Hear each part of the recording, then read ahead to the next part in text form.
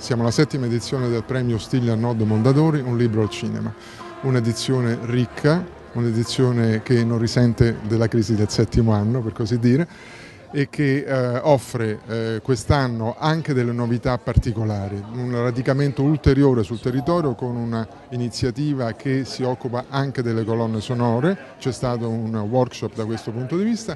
E poi abbiamo la tradizionale competizione fra 3 binomi libro-film, dei libri che sono diventati film famosi e molto apprezzati. E quindi la giuria quest'anno è chiamata a scegliere fra 3 binomi che sono La scoperta dell'alba, libro di Walter Veltroni, omonimo titolo del film, Miele il film, che nasce da un libro di Mauro Kovacic, Angela Del Fabbro, A nome tuo, e poi con Viva la libertà di Roberto Andò, scrittore, che è anche regista dell'omonimo film Viva la libertà, è stato campione di incassi.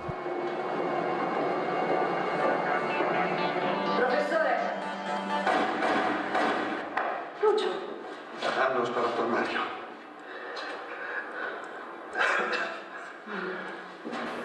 Io per quel tempo lì non ho nessuna nostalgia. Io me li ricordo quegli anni che sono stati gli anni della mia gioventù, certo come anni di grande passione, eccetera, però me li sono sempre ricordati come un inverno. A me sembrava che quegli anni dal 77 in poi, mentre prima era sempre primavera, dopo è sempre stata pioggia. E questa cosa che tutti i giorni c'era qualcuno che era stato ucciso, gambizzato, e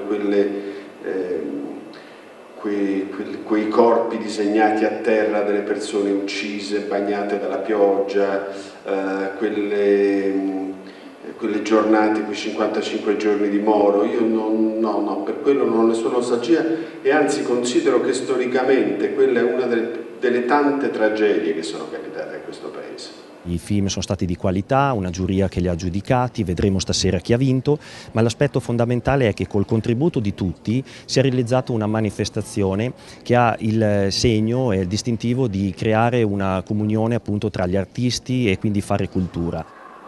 Buongiorno. Venga, non la mangio mica.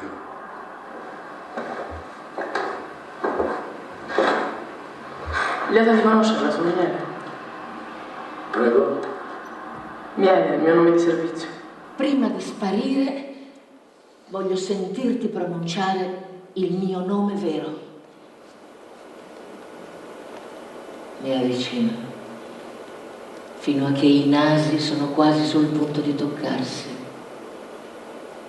Mi specchio negli occhi di una bambina ferita, offesa, cresciuta fuori dal tempo.